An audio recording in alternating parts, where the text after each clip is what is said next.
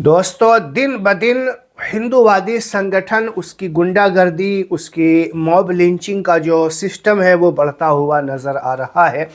अभी आपने कुछ दिन पहले सुना होगा, बांग्लादेश में एक हिंदू भाई के साथ मॉब लिंचिंग का मामला पेश आया। भाई, 2014 से लेकर के हिंदुस्तान में अब तक मुसलमान इस जुल्म सितम को सहता हुआ नज़र आ रहा है। बांग्लादेश में किसी वजह से एक हिंदू भाई का मॉब लिंचिंग हुआ, उसका बदला यहां इंडिया के अंदर लोग, हिंदूवादी संगठन, बजरंग दल हो, जो भी संगठनें हैं, वो एक एक करके मुसलमानों के साथ वहां का बदला यहां लिया जा रहा है। आपको मैं आज के रिपोर्ट में, आज के न्यूज़ में दिखाने वाला हूं किस तरीके से बंगाल के एक नौजवान लड़के को बांग्लादेशी कह करके उसको इतना मारा जाता है कि उसकी रूह निकल जाती है। इसके अलावा और भी कई जगह पे जो है उत्तराखंड का भी मामला वीडियो वायरल होता हुआ नजर आ रहा है। आज के वीडियो में आपको दिखाऊंगा किस तरीके से मुसलमानों पे जुल्म और सितम का पहाड़ ढाया जा रहा है। ये वीडियो आप लोग देखें और खूब इसे शेयर करें। बांग्लादेश में एक हिंदू युवा की मॉब लिंचिंग होने के बाद भारत में मुसलमानों की मॉब लिंचिंग का सिलसिला शुरू कर दिया गया है। जगह जगह मुसलमानों को डराया जा रहा है, मारा जा रहा है, मुसलमानों को जय श्री राम का नारा लगाने पर मजबूर किया जा रहा है। और भारत में ये सब पहली बार नहीं हो रहा है। मामला ये है, या जो नया इसमें है वो ये कि इस मर्तबा मुसलमानों की मॉब लिंचिंग हो रही है, मुसलमानों को मारा जा रहा है, मुसलमानों पर अटैक किया जा रहा है बांग्लादेश में एक हिंदू युवा की मॉब लिंचिंग होने की वजह से। वरना भारत में ये पुरानी बात है और पिछले 14-15 सालों में कंटिन्यू मुसलमानों की मॉब लिंचिंग हो रही है। मुसलमानों को जान से मारा जा रहा है, कहीं भी किसी भी मुसलमान को पकड़ा जाता है और उसको जय श्री राम का नारा लगाने पर मजबूर किया जाता है। अब पिछले दिनों यानी 18 दिसंबर को बांग्लादेश में एक हिंदू युवा जिसका नाम है दीपू चंद्रदास, उसकी मॉब लिंचिंग हो जाती है। भीड़ उसको पकड़ती है, उसके रूम से उसको निकालती है, बेदर्दी से मारती है और दीपू को आग में जला दिया जाता है। इस वाक़या के पेश आने के बाद भारत में लगातार लोगों ने प्रोटेस्ट किया, एहतजाज किया। सभी समाज के लोगों ने इस मॉब लिंचिंग की, इस हुजूमी तशद्दुद के वाक़या की मजम्मत की है। मौलाना महमूद मदनी ने मजम्मत की है, दोनों जमीयत ने इसकी तरदीद की है, दीगर मज़ाहिब और मकातिब फ़िक्र के जो उलमा है उन सब ने मॉब लिंचिंग के वाक़या की शदीद मजम्मत की है। मिल्लत टाइम्स पर हमारे एंकर मोहम्मद सिराज की तफसीली रिपोर्ट आ चुकी है कि किस तरह भारत के मुसलमानों ने उस वाक़े की मजम्मत की है। इसके बावजूद देश के मुसलमानों को अब गद्दार कहा जा रहा है और अब हमारी लिंचिंग शुरू की जा चुकी है। बंगाल के मुर्शिदाबाद का रहने वाला एक मजदूर है जवेल शेख, जो उड़ीसा में रहता है और वहाँ वो काम करता था। रात में या कह लीजिए शाम को चंद शरपसंद अनासिर उसके कमरे में दाखिल होते हैं। वहाँ उससे उसका नाम पूछा जाता है, मज़हब पूछा जाता है और फिर 8-10 लोगों की भीड़ उसको बेदर्दी से मारती है और इतना मारा जाता है कि जवेल राना, जिसका उर्फ़ी नाम है जवेल शेख, उसकी वहीं पर मौत हो जाती है, हलाकत हो जाती है। और ये वाक़या है सिर्फ एक दिन पहले का, यानी 24 दिसंबर की रात का। बंगाल के जो लोग हैं देश के मुख्तलिफ इलाकों में, बाहर के मुल्कों में जाकर काम करते हैं मजदूरी का या दूसरा काम। उड़ीसा में भी बंगाल के बहुत सारे मजदूर रहते हैं, काम करते हैं। ये लोग कंस्ट्रक्शन का, तामीर का काम करते हैं, लेबर हैं।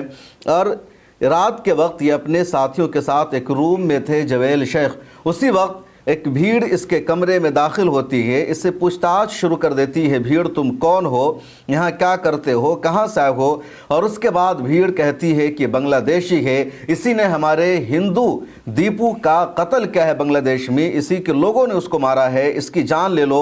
और उसके बाद इतना मारा जाता है जवेल राना को कि उसकी जान चली जाती है। और ये सिर्फ एक दिन पहले का मामला है और शाम के 6 से 7 बजे का मामला है। और इस तरह का कोई एक मामला सामने नहीं आया है, बल्कि एक और वीडियो सोशल मीडिया पर उत्तराखंड की वायरल हो रही है, जहां एक कश्मीरी मुसलमान जो कश्मीरी शॉल बेच रहा है उसको शरपसंद अनासिर पकड़ते हैं और जय श्री राम का नारा लगाने पर उससे मजबूर किया जाता है, भारत माता की जय बोलने पर उसको मजबूर किया जाता है। आप ये वीडियो देख लीजिए।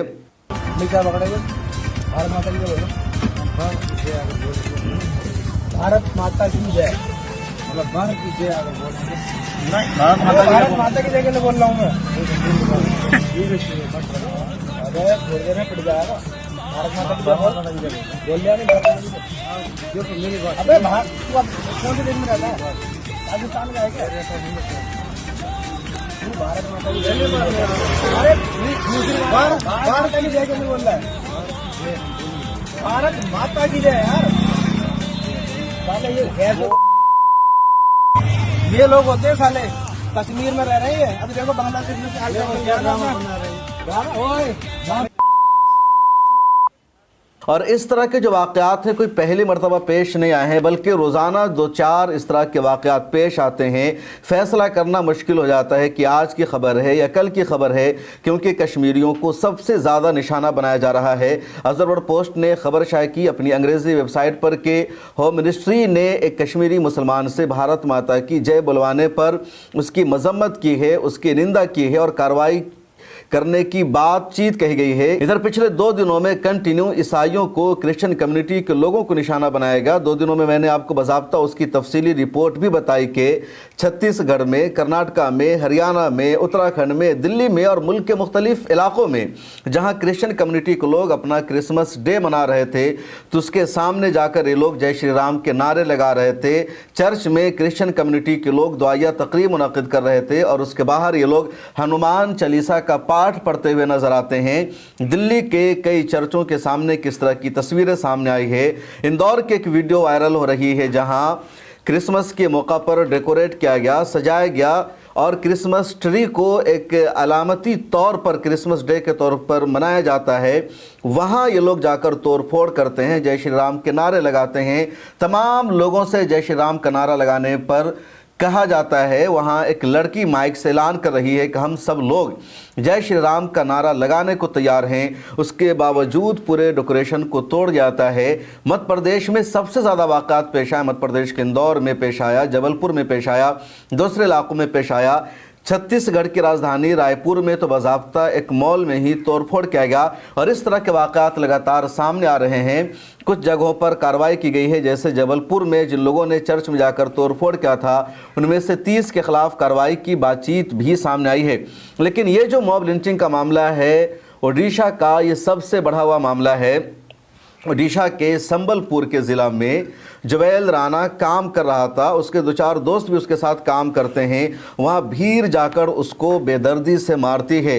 जोएल राणा की वालदा है नजीमा बीबी, उसने रोते हुए बताया कि मेरे बेटे ने खाना खाया था और वो अपने रूम में आराम कर रहा था, रेस्ट कर रहा था और इसी दौरान ये गुंडे उसके कमरे में घुस जाते हैं और उस पर हमला शुरू कर देते हैं। मेरा बेटा बेहोश हो जाता है। वो इतना मारते हैं कि इसकी जान ले लेते हैं। बेहोशी की हालत में मेरे बेटे को उसके साथ ही अस्पताल पहुंचाने की कोशिश करते हैं, लेकिन मेरा बेटा रास्ते में ही दम तोड़ देता है।